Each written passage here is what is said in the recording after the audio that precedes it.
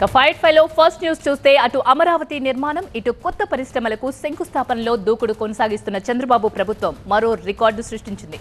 దేశంలో వృద్ధి రేటు మెరుగ్గా ఉన్న రాష్ట్రాల్లో ఆంధ్రప్రదేశ్ టాప్లోకి వచ్చింది. స్థిర ధరల్లో 8.21% వృద్ధి రేటుతో ఏపీ సెకండ్ ప్లేస్లో నిలిచింది.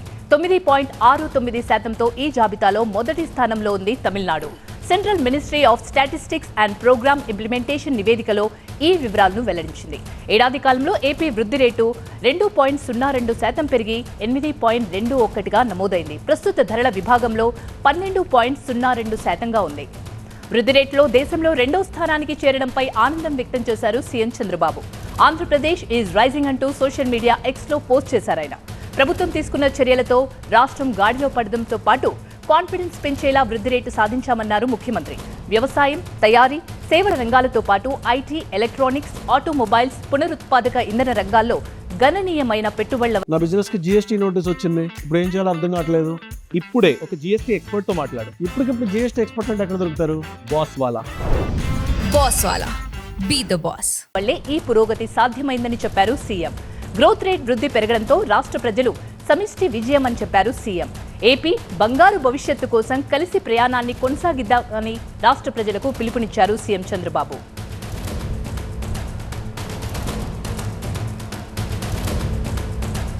పూర్తి సమాచారాన్ని మా ప్రతినిధి నాగరాజు అందిస్తారు. ఓవరాల్ గా సీఎం చాలా హ్యాపీగా ఉన్నారు. ఆయన ఎక్స్ లో కూడా ట్వీట్ చేశారు. నాగరాజు, ఇంకా ఏ వివరాలు వెల్లడించారు సీఎం?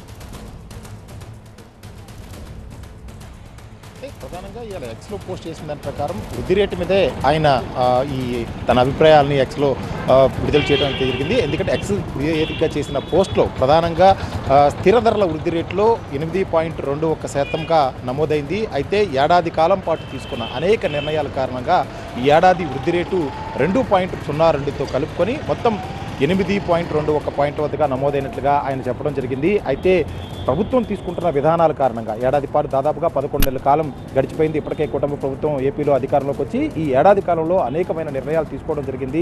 ప్రజల సంక్షేమాన్ని, అభివృద్ధిని ఆకాంక్షిస్తూ కూడా ముఖ్యంగా అనుకున్నట్టుగానే అమరావతి రాజధాని ఒకవైపు శరవేగంగా పనులు ప్రారంభమవుతా ఉన్నాయి. మరొక వైపు పోలవరం జరుగుతుంది. అది కాకుండా అనేక పరిశ్రమలు వాళ్ళ విశాఖపట్నంలో ఆర్సిలార్ నిప్పన్ లాంటి అతిపెద్ద ప్రాజెక్టులు, తర్వాత బీపీసీఎల్ లాంటి ప్రాజెక్టులు కూడా, అంటే బీపీసీఎల్ లాంటి కంపెనీలు కూడా పెట్టుబడులు పెట్టేందుకు ముందుకొచ్చిన నేపథ్యంలో ఆంధ్రప్రదేశ్లో వృద్ధి రేటు ఇవాళ రాష్ట్రంలోనే, దేశంలోనే రెండో స్థానంలో ఉంది.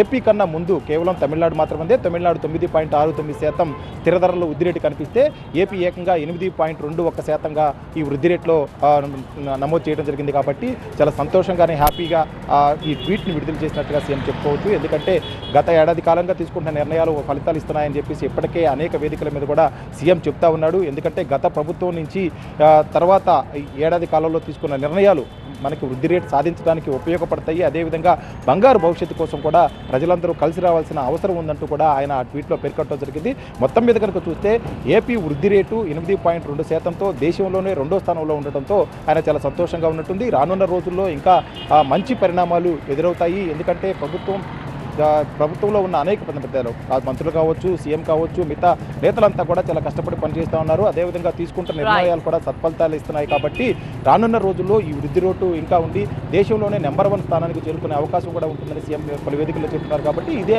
ఈరోజు ఆయన ఎక్స్ వేదిక చేసిన పోస్టులో కూడా కనిపించింది. Right, thank you Nagaraj.